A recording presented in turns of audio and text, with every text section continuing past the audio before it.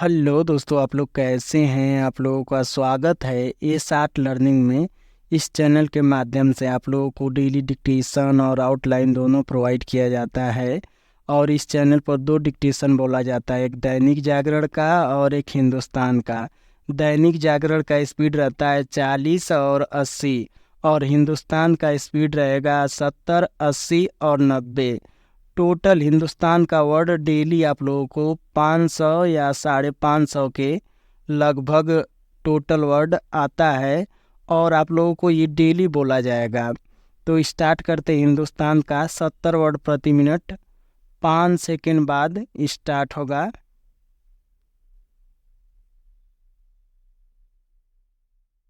Start. Israel की आक्रामकता का नया सिलसिला फिर चर्चा में है, और इसके साथ ही पश्चिम एशिया के देशों में चिंता की नई लहर दौड़ गई है। पहले लेबनान के बेरूत में आतंकी संगठन हिजबुल्लाह के कमांडर फौद का अंत कर दिया गया, और उसके बाद ईरान के तेहरान में आतंकी संगठन हमास के नेता इस्माइल हनियेह की हत्या कर दी गई। बुधवार शाम तक एक ही हत्या की जिम्मेदारी इजरायल की ओर से ली गई। ईरान में हुई सनसनीखेज हत्या विश्व राजनय के लिए ज्यादा गंभीर मामला है। इसमें कोई दो राय नहीं कि इजरायल घोषित रूप से हमास और अन्य आतंकी संगठनों को समाप्त कर देना चाहता है, पर उसके तरीके को लेकर विवाद बढ़ सकता है। हिजबुल्लाह के कमांडर का तो इजरायल ने सीधे अपराध भी गिना दिया है। उसे इजरायल में 12 बच्चों की हत्या के लिए दोषी ठहराया गया है। फिलहाल खासकर इस्माइल हनियेह की हत्या इसलिए ज्यादा मायने रखती है क्योंकि वह युद्ध विराम की बातचीत में शामिल थे।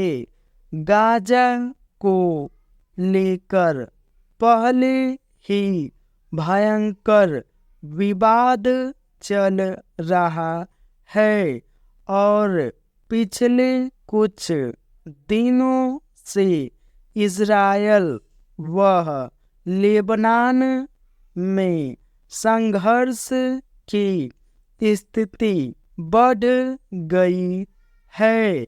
ऐसे में लेबनान में इजरायल द्वारा की गई कार्रवाई से जंगी माहौल को ही बल मिलेगा।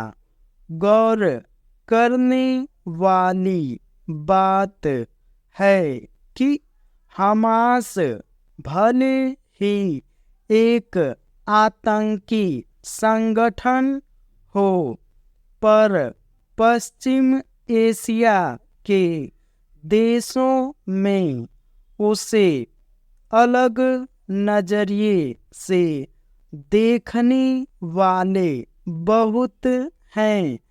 तभी तो हमास ने अपने नेता की मौत पर शोक व्यक्त करते हुए उनको शहीद बताया है। इस्माइल चूंकि नए ईरानी राष्ट्रपति मसूद पेजेशकियान के शपथ समारोह में भाग लेने गए थे, इसलिए ईरान में भी बहुत नाराजगी है। पश्चिम एशिया में आज एक बड़ा सवाल है कि क्या ईरान इजरायल पर हमलावर हो सकता है। वैसे तो इजरायल के प्रति पश्चिम एशिया के देशों में बहुत हद तक नफरत का भाव है, पर इजरायल अपने दुश्मनों पर 21 साबित होता रहा है। पश्चिम एशिया के देश रह रहकर अपना गुस्सा प्रकट करते हैं, पर सीधे इजरायल से लड़ना उनके लिए आसान नहीं है। इजरायल ने यह एहसास उन सभी देशों को करा दिया है कि खुली जंग किसी के लिए भी खतरे से खाली नहीं है। आज जिस तरह की स्थिति पश्चिम एशिया में है, साफ तौर पर यह कहना मुश्किल है कि कौन पूरी तरह सही है और कौन पूरी तरह गलत। इजरायल अपने दुश्मनों के प्रति जरूरत से ज़्यादा आक्रामक है, तो इसके पीछे शायद उसके अपने पुराने अनुभव हैं। दूसरी ओर अनेक देश हैं जो आतंकियों को पूरा सहयोग देते हैं, अपनी जमीन पर पनपते रहने देते हैं, हथियार देते हैं। ऐसे देशों का खुलकर कैसे पक्ष लिया जाए। पश्चिम एशिया में प्रतिशोध एक बहुत त्रासद शब्द है। उसके बारे में सोचकर सिवाय दुख के कुछ भी हासिल नहीं होता। अगर तेहरान में मारे गए इस्माइल की ही बात करें तो पूर्व में उनके परिवार के करीब 14 लोग मारे जा चुके हैं। ये सभी 14 लोग कतई आतंकी नहीं थे।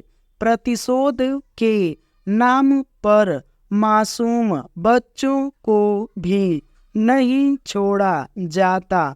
न इजरायल छोड़ता है और न हिजबुल्लाह या हमास, तो फिर भलमन साहत या इंसानियत का अतिरिक्त लाभ किसे दिया जाए? बदला लेने का यह बर्बर तरीका किस मजहबी किताब से सीखा गया है? मजहब के नाम पर हैवानियत भरी जंग की जितनी निंदा की जाए कम होगी। कम से कम आधा दर्जन पश्चिम एशियाई देशों का रवैया सिर्फ निराश ही नहीं करता है बल्कि पूरी दुनिया को चिंता में डाल देता है। ये डिक्टेशन 70 वर्ड प्रति मिनट समाप्त हुआ। अब स्टार्ट होगा 80 वर्ड प्रति मिनट 5 सेकेंड बाद।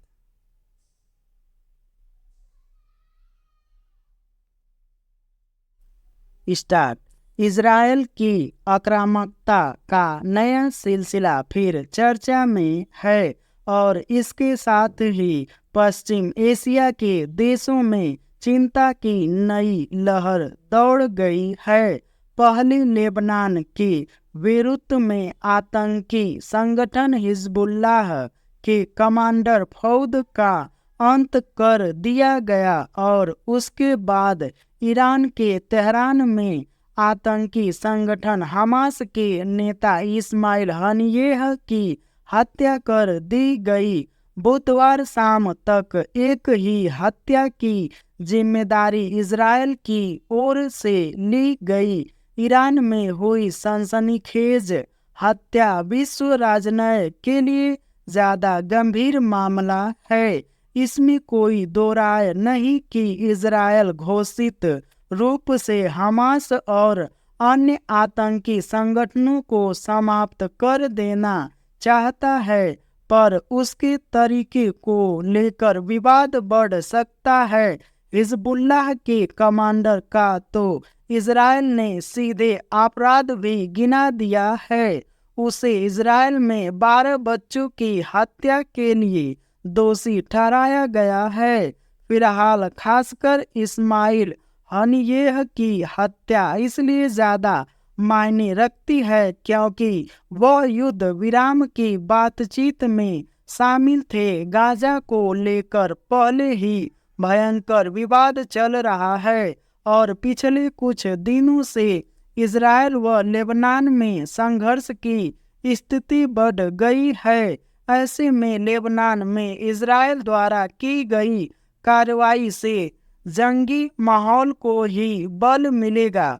गौर करने वाली बात है कि हमास भले ही एक आतंकी संगठन हो, पर पश्चिम एशिया के देशों में उसे अलग नजरिए से देखने वाले बहुत हैं। तभी तो हमास ने अपने नेता की मौत पर शोक व्यक्त करते हुए उनको शहीद बताया है। इस्माइल चूंकि नए ईरानी राष्ट्रपति मसूद पेजेशकियान के शपथ समारोह में भाग लेने गए थे, इसलिए ईरान में भी बहुत नाराजगी है। पश्चिम एशिया में आज एक बड़ा सवाल है कि क्या ईरानी इजराइल पर हमलावर हो सकता है। वैसे तो इजराइल के प्रति पश्चिम एशिया के देशों में बहुत हद तक नफरत का भाव है, पर इजराइल अपने दुश्मनों पर 21 साबित होता रहा है। पश्चिम एशिया के देश रह रहकर अपना गुस्सा प्रकट करते हैं, पर सीधे इजराइल से लड़ना उनके लिए आसान नहीं है। इजराइल ने यह एहसास उन सभी देशों को करा दिया है कि खुली जंग किसी के लिए भी खतरे से खाली नहीं है। पूरी तरह जिस तरह इजराइल अपने पश्चिम एशिया में है, जरूरत से तौर पर ज्यादा आक्रामक मुश्किल है कि इसके पीछे शायद उसके अपने पुराने अनुभव हैं। दूसरी ओर अनेक देश हैं जो आतंकियों को पूरा सहयोग देते हैं, अपनी जमीन पर पनपने रहने देते हैं, हथियार देते हैं। ऐसे देशों का खुलकर कैसे पक्ष लिया जाए। पश्चिम एशिया में प्रतिशोध एक बहुत त्रासद शब्द है। उसके बारे में सोचकर सिवाय दुख के कुछ भी हासिल नहीं होता। अगर तेहरान में मारे गए इस्माइल की ही बात करें तो पूर्व में उनके परिवार के करीब 14 लोग मारे जा चुके हैं। ये सभी 14 लोग कतई आतंकी नहीं थे। प्रतिशोध के नाम पर मासूम बच्चों को भी नहीं छोड़ा जाता। न इजराइल छोड़ता है और न हिजबुल्लाह या हमास। तो फिर भलमनसाहत या इंसानियत का अतिरिक्त लाभ किसे दिया जाए। बदला लेने का यह बर्बर तरीका किस मजहबी किताब से सीखा गया है। मजहब के नाम पर हैवानियत भरी जंग की जितनी निंदा की जाए कम होगी। कम से कम आधा दर्जन पश्चिम एशियाई देशों का रवैया सिर्फ निराश ही नहीं करता है बल्कि पूरी दुनिया को चिंता में डाल देता है। ये डिक्टेशन 80 वर्ड प्रति मिनट समाप्त हुआ और अब स्टार्ट होगा 90 वर्ड प्रति मिनट 5 सेकेंड बाद।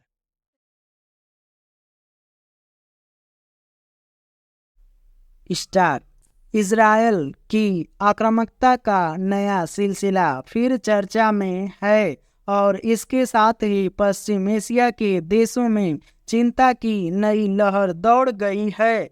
पहले लेबनान के बेरूत में आतंकी संगठन हिजबुल्लाह के कमांडर फौद का अंत कर दिया गया और उसके बाद ईरान के तेहरान में आतंकी संगठन हमास के नेता इस्माइल हनियेह की हत्या कर दी गई। बुधवार शाम तक एक ही हत्या की जिम्मेदारी इजरायल की ओर से ली गई। ईरान में हुई सनसनीखेज हत्या विश्व राजनय के लिए ज्यादा गंभीर मामला है। इसमें कोई दो राय नहीं कि इजरायल घोषित रूप से हमास और अन्य आतंकी संगठनों को समाप्त कर देना चाहता है, पर उसके तरीकों को लेकर विवाद बढ़ सकता है। हिजबुल्लाह के कमांडर का तो इजरायल ने सीधे अपराध भी गिना दिया है। उसे इजरायल में 12 बच्चों की हत्या के लिए दोषी ठहराया गया है। फिलहाल खासकर इस्माइल हनियेह की हत्या इसलिए ज्यादा मायने रखती है क्योंकि वह युद्ध विराम की बातचीत में शामिल थे। गाजा को लेकर पहले ही भयंकर विवाद चल रहा है और पिछले कुछ दिनों से इजरायल व लेबनान में संघर्ष की स्थिति बढ़ गई है।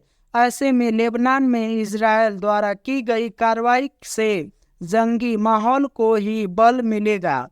गौर करने वाली बात है कि हमास भले ही एक आतंकी संगठन हो, पर पश्चिम एशिया के देशों में उसे अलग नजरिए से देखने वाले बहुत हैं। तभी तो हमास ने अपने नेता की मौत पर शोक व्यक्त करते हुए उनको शहीद बताया। इस्माइल चूंकि नए ईरानी राष्ट्रपति मसूद पेजेश्कियान के शपथ समारोह में भाग लेने गए थे, इसलिए ईरान में भी बहुत नाराजगी है। पश्चिम एशिया में आज एक बड़ा सवाल है कि क्या ईरानी इजरायल पर हमलावर हो सकता है। वैसे तो इजरायल के प्रति पश्चिम एशिया के देशों में बहुत हद तक नफरत का भाव है, पर इजरायल अपने दुश्मनों पर 21 साबित होता रहा है। पश्चिम एशिया के देश रह रह कर अपना गुस्सा प्रकट करते हैं, पर सीधे इजरायल से लड़ना उनके लिए आसान नहीं है। इजरायल ने यह एहसास उन सभी देशों को करा दिया है कि खुली जंग किसी के लिए भी खतरे से खाली नहीं है। आज जिस तरह की स्थिति पश्चिम एशिया में है, साफ तौर पर यह कहना मुश्किल है कि कौन पूरी तरह सही है और कौन पूरी तरह गलत। इजरायल अपने दुश्मनों के प्रति जरूरत से ज्यादा आक्रामक है, तो इसके पीछे शायद उसके अपने पुराने अनुभव हैं। दूसरी ओर अनेक देश हैं जो आतंकियों को पूरा सहयोग देते हैं, अपनी जमीन पर पनपने रहने देते हैं, हथियार देते हैं। ऐसे देशों का खुलकर कैसे पक्ष लिया जाए। पश्चिम एशिया में प्रतिशोध एक बहुत त्रासद शब्द है। उसके बारे में सोचकर सिवाय दुख के कुछ भी हासिल नहीं होता। अगर तेहरान में मारे गए इस्माइल की ही बात करें तो पूर्व में उनके परिवार के करीब 14 लोग मारे जा चुके हैं। ये सभी 14 लोग कतई आतंकी नहीं थे।